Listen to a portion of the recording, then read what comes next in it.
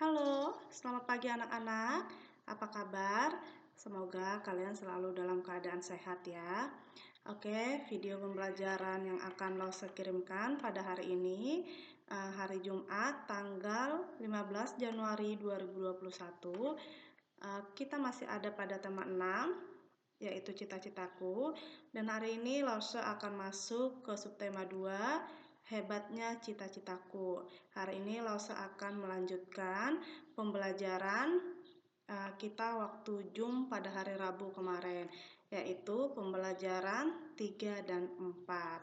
Oke, sebelum Lause masuk ke pendalaman materi, Lause terlebih dahulu membacakan atau menjelaskan tujuan pembelajarannya. Yang pertama, siswa mampu menjelaskan cara membuat puisi dengan benar. Yang kedua, siswa mampu mengkomunikasikan informasi tentang keragaman suku dan budaya di lingkungan sekitarnya dengan baik. Yang ketiga, siswa mampu mengidentifikasi sumber daya alam yang ada di sekitarnya dengan benar. Nah, sekarang kita masuk ke pembahasan. Muatan bahasa Indonesia KD 3.6 dan 4.6. Nah, untuk membuat puisi ada beberapa langkah-langkah dalam menulis puisi. Nah, perhatikan langkah-langkah dalam menulis puisi berikut. Yang pertama, yaitu siapkan alat tulis seperti kertas dan pulpen. Tentu langkah-langkah dalam menulis puisi kita harus menyiapkan terlebih dahulu alat tulisnya ya. Lalu yang kedua, tentukan tema dan judul puisi yang akan dibuat. Setelah alat tulis kita persiapkan, kita menentukan tema apa yang akan kita buat. Oke? Lalu, pilihlah kata yang sesuai dengan tema puisi. Lalu, kita memilih kata-kata yang sesuai dengan tema puisi. Kalau kita membuat puisi dengan tema cita-cita, misalnya tema cita-cita kamu ingin menjadi dokter, nah kamu pilih kata-kata yang sesuai dengan puisi tersebut, ya. Lalu, tuliskan puisi sesuai imajinasi dan pikiranmu. Tuliskan puisi tersebut sesuai dengan apa yang ada di pikiran kamu, ya. Lalu, bacalah puisi buatanmu berulang-ulang agar mengetahui kata yang tidak sesuai. Jadi, setelah kita selesai menuliskan puisi, kita baca puisi kita berulang-ulang supaya kita mengetahui ada tidak kata-kata yang tidak sesuai pada puisi kita tersebut. Oke, lalu selanjut ya.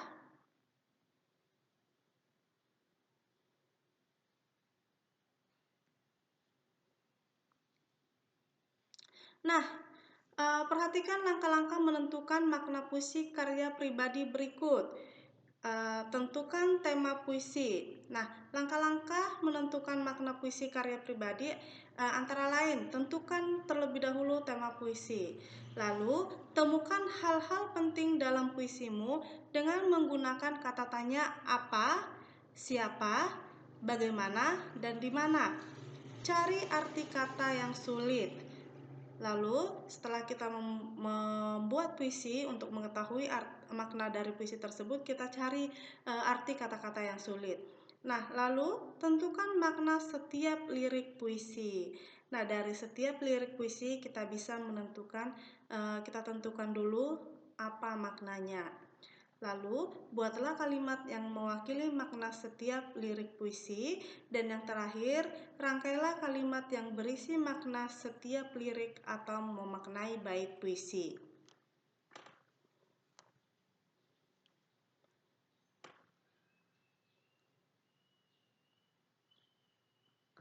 Oke, sekarang kita masuk ke Ayo Berlatih Muatan Bahasa Indonesia. Nah, di sini ada sebuah puisi. Nanti dari puisi ini kita akan menjawab, ayo berlatih menjawab soal-soal yang ada di halaman 36. Sebelum kita jawab soalnya, Lause akan bacakan dulu puisinya, ya. Sang Penuang Ilmu, karya Oktara.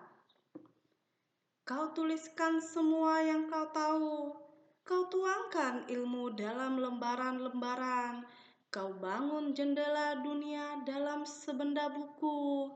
Kau inginkan aku untuk tahu segala pengetahuan. Kau membantuku membuka ruang dunia yang luas. Kau mengajakku selidiki rahasia dunia. Kau mengunggah hatiku untuk ketahui alam semesta. Kurasa kau begitu mengagumkan. Darimu ku mengerti banyak hal. Kelak jika ku jadi kau, kucurahkan seluruh kemampuanku untuk berikan yang terbaik bagi penerus bangsa. Nah, itu adalah sebuah puisi yang berjudul Sang Penuang Ilmu. Nah, di sini kita akan mencari tahu apa makna dari Sang Penuang Ilmu ya, dengan menjawab soal-soal berikut. Nah, apa tema puisi tersebut? Tadi judul puisi yang sudah Lause bacakan itu Sang Penuang Ilmu. Jadi itu bertemakan tentang ilmu pengetahuan ya. Jadi tema puisi tersebut adalah peran seorang penulis yang berisi ilmu pengetahuan. Lalu soal nomor 2, jelaskan makna kata-kata yang bercetak miring pada puisi tersebut. Makna baris yang bercetak miring pada puisi tersebut kita menemukannya yaitu di kau membantuku membuka ruang dunia yang luas. Nah, artinya adalah, maknanya adalah hal yang ditulis atau bisa berupa buku atau artikel memberikan ilmu kepada pembaca. Nah, ini maksudnya berarti berupa buku yang kita baca itu merupakan ruang dunia yang luas. Jadi makanya jika kita rajin membaca, maka akan semakin banyak ilmu atau wawasan yang kita dapatkan. Jadi itulah maksudnya dari kau membantuku membuka ruang dunia yang luas. Jadi itu adalah dicontohkan kepada buku-buku yang kita baca, buku yang dibaca oleh pembaca ya anak-anak. Soal nomor 3, tuliskan kata-kata sulit dalam puisi tersebut, lalu carilah makna kata tersebut. Nah, di sini contoh-contoh kata-kata sulit dalam puisi tersebut, Lause sudah menentukannya. Jadi kalian tinggal salin saja ya anak-anak. Nah, di sini Lause tuliskan contohnya, misalnya kata-kata sulit yang Lause temukan itu jendela dunia. Nah, jendela dunia itu maknanya ungkapan untuk buku. Nah, jadi jendela dunia itu ungkapan untuk buku ya. Nah, jika kita rajin membaca buku, maka pengetahuan kita akan semakin banyak. Lalu ruang dunia maknanya halaman tempat berbagi segala jenis informasi. Ya, halaman tempat berbagi segala jenis informasi. Lalu ada rahasia dunia, hal-hal yang belum terungkap atau terpecahkan. Lalu ada mengunggah, membangkitkan atau menyentuh hati. Lalu ada alam semesta, yaitu maknanya artinya seluruh alam. Nah, itulah contoh kata-kata sulit yang Lause temukan. Lalu soal nomor 4. Tulislah puisi dengan tema yang sama sebanyak 1 bait. Jadi kalian bisa tulis puisi dengan tema yang sama sebanyak 1 bait ya anak-anak. Sebanyak 1 bait, 4 baris berarti. Oke, langsung lanjutkan.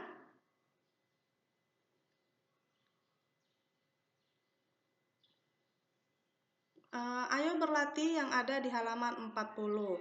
Di sini kita melengkapi puisi. Di halaman Ayo berlatih halaman 40 itu ada puisi, tetapi puisinya belum lengkap. Nah, di sini kita akan melengkapi puisi tersebut, yaitu yang berjudul Petugas Kebersihan. Tak pernah kulihat lingkunganku, titik-titik. Nah, dalam buku jawabannya ini sudah disediakan. Kita hanya tinggal memilih kata-kata yang sesuai dengan puisi. pasangan puisi tersebut. Oke, langsung saja menjawabnya. Tak pernah kulihat lingkunganku kotor, tak pernah kulihat sampah daun berserakan, tempat sampah selalu tertata dengan rapi. Lingkunganku selalu indah untuk dipandang. Setiap pagi kulihat membawa sapu lidi, menyapu di setiap tepi jalan.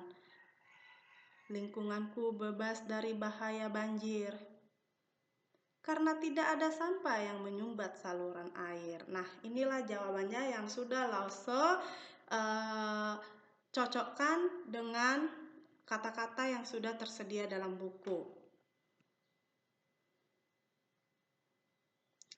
Oke, lalu yang nomor 2-nya atau yang bagian B-nya, di situ berilah tanggapan pernyataan berikut merupakan isi dari puisi petugas kebersihan dengan jawaban benar atau salah.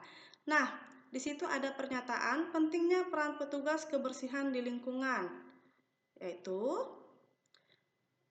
pernyataannya benar, alasannya karena petugas kebersihan membantu dalam membuat lingkungan menjadi bersih dan nyaman. Lalu yang nomor 2, bahaya sampah yang menyumbat saluran air. Benar, alasannya sampah yang menumpuk ke selokan dapat mengakibatkan tersumbatnya saluran air. Lalu yang nomor 3, petugas kebersihan selalu menyapu saat siang hari. Salah ya, salah karena tidak hanya siang hari, petugas kebersihan juga menyapu di lingkungan dilakukan secara teratur. Yang nomor 4, sampah yang berserakan sangat nyaman dipandang mata. Tentu salah ya anak-anak, karena sampah yang berserakan dapat mengganggu kenyamanan pandangan mata dan terkadang menimbulkan bau tidak sedap. Lalu yang nomor 5, sampah yang berserakan membuat lingkungan menjadi kotor. Tentu ini benar ya, karena sampah membawa bibit penyakit dan menjadi sarang nyamuk saat musim hujan tiba. Nah,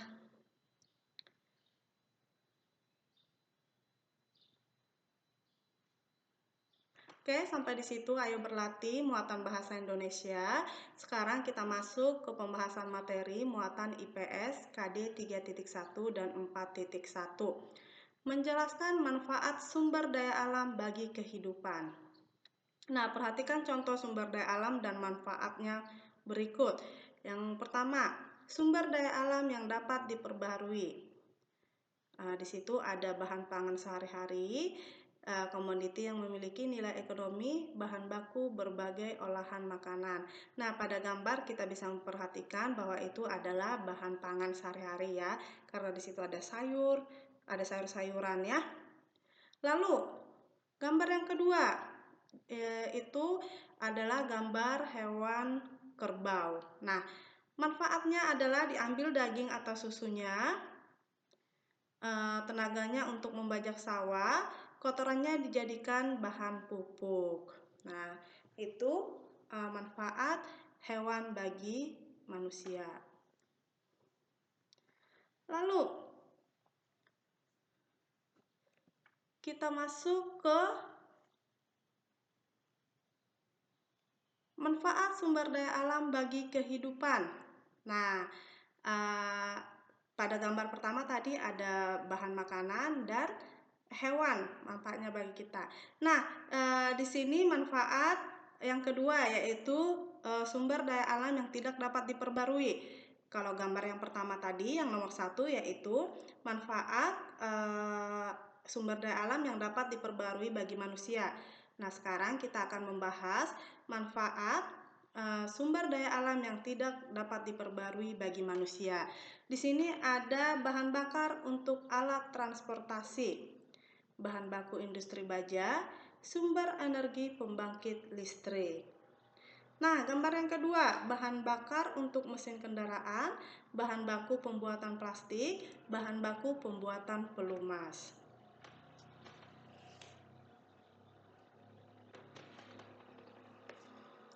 Oke, sekarang kita masuk ke ayo berlatih halaman 38. muatan IPS KD 3.1 dan 4.1. Kita akan menjawab soalnya berdasarkan teks berikut.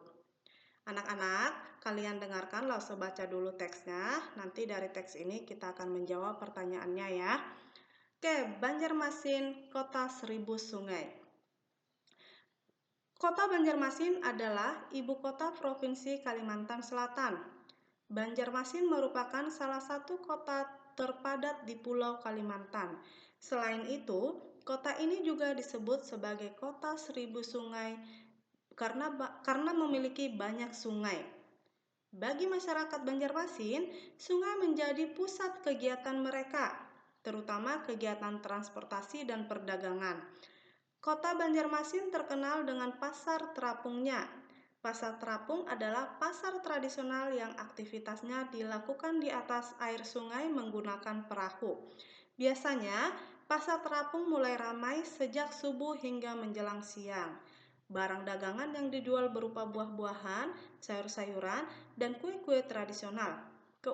Keunikan pasar terapung menjadi salah satu daya tarik kota Banjarmasin bagi para turis dalam negeri dan luar negeri. Nah, ini adalah teks bacaannya. Dan kita akan menjawab soal-soal berikut berdasarkan teks yang sudah Lause bacakan. Soal nomor 1. Tuliskan sumber daya alam yang dimiliki kota Banjarmasin berdasarkan teks. Jadi, sumber daya alam yang dimiliki kota Banjarmasin berdasarkan teks adalah sungai ya. Soal nomor 2. Bagaimana masyarakat memanfaatkan sumber daya alam tersebut?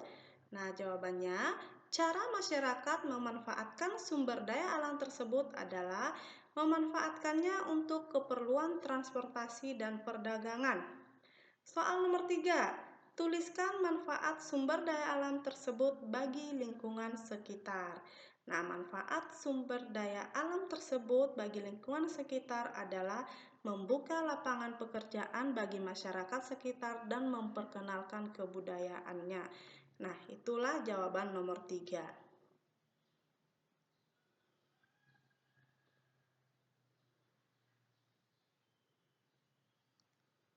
Oke, sekarang kita masuk ke muatan PPKN, menjelaskan pentingnya persatuan dalam keragaman. Sebagai penerus bangsa, kita harus mempertahankan kemerdekaan dengan kegiatan positif dan semangat persatuan dan kesatuan antara lain. 1. Bekerja bakti membersihkan lingkungan sekitar. 2. Melaksanakan piket kelas bersama teman-teman. 3. Bekerja sama dalam menyelesaikan tugas kelompok. 4. Berteman dengan siapa saja tanpa membedakan suku. 5. Menjenguk teman yang sakit. 6. Melakukan diskusi kelompok secara musyawarah dan mufakat. Nah, ini adalah contoh dari pentingnya persatuan dalam keragaman.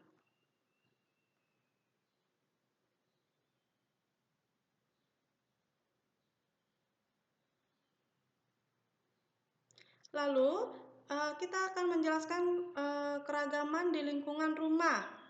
Nah, di dalam keluarga juga terdapat keragaman, yaitu perbedaan suku, cita-cita, kegemaran, dan sifat.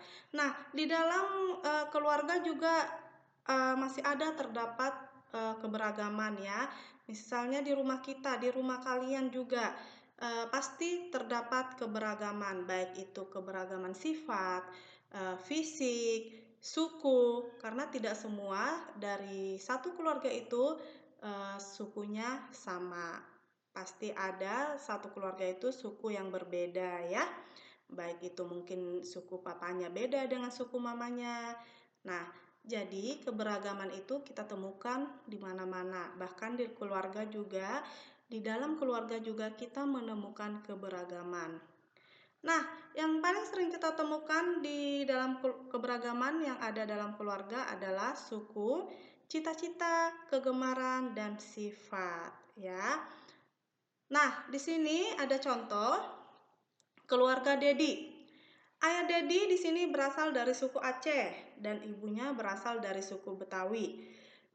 Dedi bercita-cita menjadi seorang arsitek, sedangkan adiknya bercita-cita menjadi seorang pengusaha. Nah, di dalam keluarga Dedi ini juga sudah terdapat keberagaman, yaitu keberagaman suku, keberagaman cita-cita, dan keberagaman sifat juga.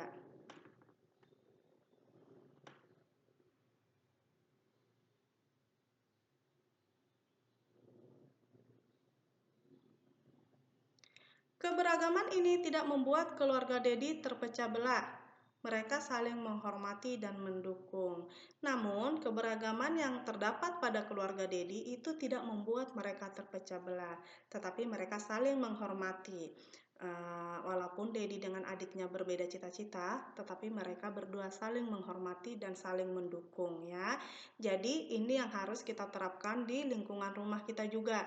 Jika kita berbeda kesukaan, berbeda hobi, berbeda cita-cita dengan adik atau kakak kita, kita harus saling menghormatinya dan mendukungnya ya anak-anak.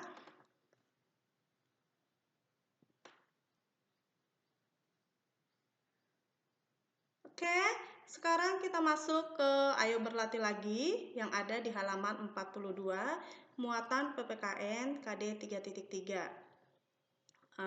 Soal nomor 1. Apa yang kamu dan keluargamu lakukan sebagai bentuk saling menghargai keragaman di lingkungan rumahmu? Nah, di sini Lause akan menyamakan jawaban kita semua.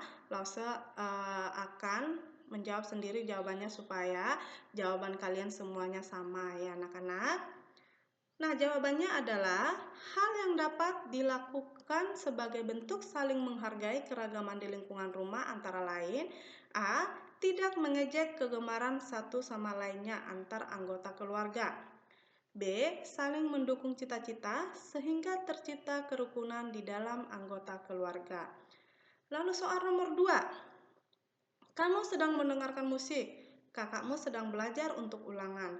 Kakakmu memintamu untuk mengecilkan suara musik. Apa yang sebaiknya kamu lakukan? Mengapa kamu lakukan itu? Nah, jawabannya, jika kamu sedang mendengarkan musik, sementara kakakmu sedang belajar untuk ulangan besok hari, dan kakakmu tersebut memintamu mengecilkan suara musik. Nah, hal yang sebaiknya kamu lakukan adalah mengecilkan volume suara musik, atau jika perlu kamu mematikan musik tersebut. Hal ini dikarenakan agar kakak kamu dapat berkonsentrasi dan nyaman dalam belajar untuk persiapan ulangan besok. Ya, oke anak-anak. Sekian pembelajaran pada hari ini, yaitu pembelajaran 3 dan 4. Lause berharap kalian bisa menyelesaikan Ayo Berlatihnya hari ini juga. Kalian menyalinnya, maksud Lause menyalin Ayo Berlatihnya hari ini juga. Jangan ditunda-tunda ya. Oke. Kita berharap semoga kedepannya situasi saat ini semakin membaik supaya kita bisa bertemu kembali ya anak-anak. Oke, sekian pembelajaran pada hari ini. Semoga kalian selalu semangat ya anak-anak. Oke, sia-sia taca, taca caca.